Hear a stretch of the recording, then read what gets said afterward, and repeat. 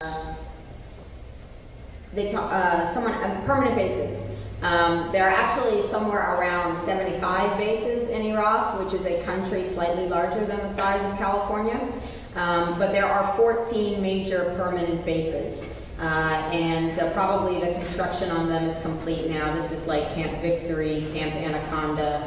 But basically the country has been decimated and converted to a military outpost for the U.S. to exert military control over the resources of Western Asia. Regarding the question of ending empire, the idea that there is concern by the colonists, as Dan already mentioned, for those colonized, that we're so concerned that when we leave, something bad might happen to those people. Let me tell you, I'm not an Iraqi citizen, I have Iraqi blood, but I feel comfortable in saying on behalf of the Iraqi people, they've had just about all the help they can take from the United States of America.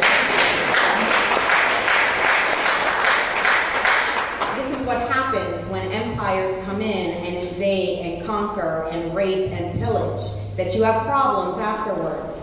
But the U.S. is as much a part of the solution in Iraq and Afghanistan as the Nazis were in Poland and Czechoslovakia. We are an invading force, we are an aggressive genocidal force at this point, and we have no credibility in the region. However, we might have more credibility here at home if we would reconstruct New Orleans and repair the infrastructure in our own country.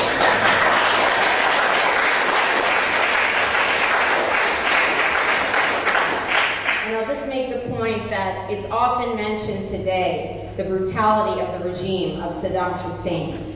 No kidding. He was a brutal and ruthless dictator, which is why during the time that he was a brutal and ruthless dictator, we should not have been arming him with chemical, biological, and conventional weapons.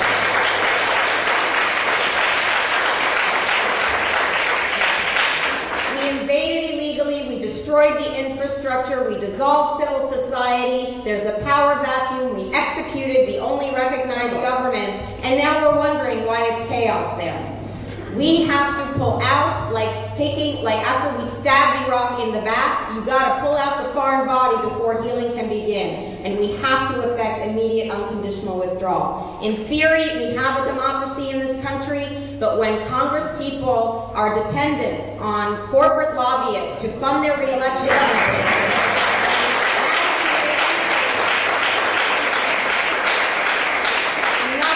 I cannot speak specifically for Congresswoman Maloney, but it's very clear that lobbyists and corporations are guiding our foreign policy. When the majority of Americans want change and we keep going in the wrong direction, you don't just want to rearrange the decks on the chairs on the deck of the Titanic. That's not going to change a whole lot for where this country is headed. With Obama and Clinton, at least McCain gave us a timetable of 100 years. Obama and Clinton, I'm saying, yeah, it looks a little bit better, but the reality is that they want to maintain troops to defend the embassy and to defeat Al-Quaeda. Who is Al-Qaeda? Anyone who attacks illegally invaded American soldiers, which means that will go on forever. You bring the troops home from Iraq and Afghanistan and they will stop dying there, and that is the only thing that will accomplish that mission.